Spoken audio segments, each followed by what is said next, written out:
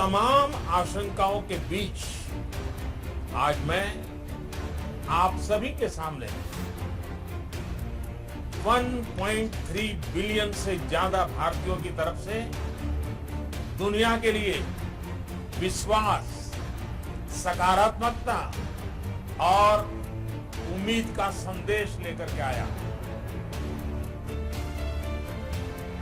जब कोरोना आया तो मुश्किलें भारत के सामने भी कम नहीं थी। मुझे याद है पिछले साल फरवरी, मार्च, अप्रैल में दुनिया के कई नामी एक्सपर्ट्स और बड़ी बड़ी संस्थाओं ने क्या क्या कहा था। भविष्यवाणी की गई थी कि पूरी दुनिया में कोरोना से सबसे प्रभावित देश भारत होगा। कहा गया कि भारत में कोरोना संक्रमण की सुनामी आएगी।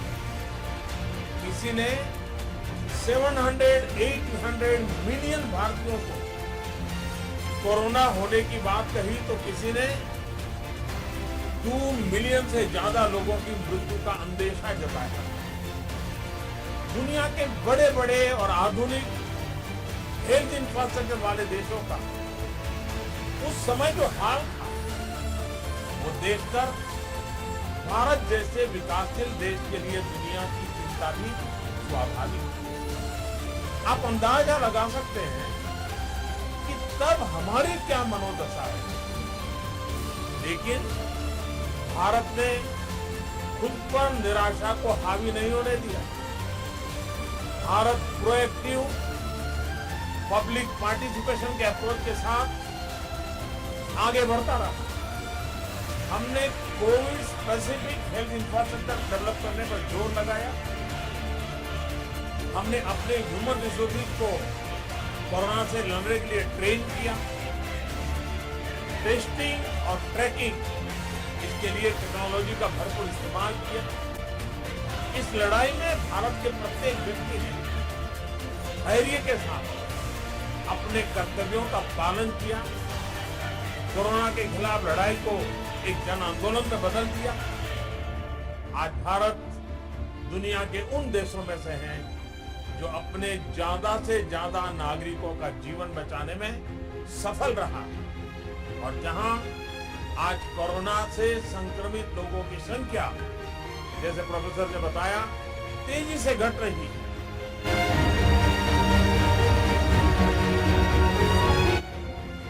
साथियों, याद कीजिए, महाभारत का युद्ध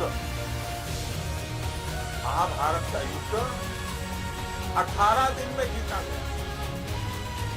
आज कोरोना के खिलाफ जो युद्ध पूरा देश लड़ रहा है उसमें 21 दिन लगने वाले।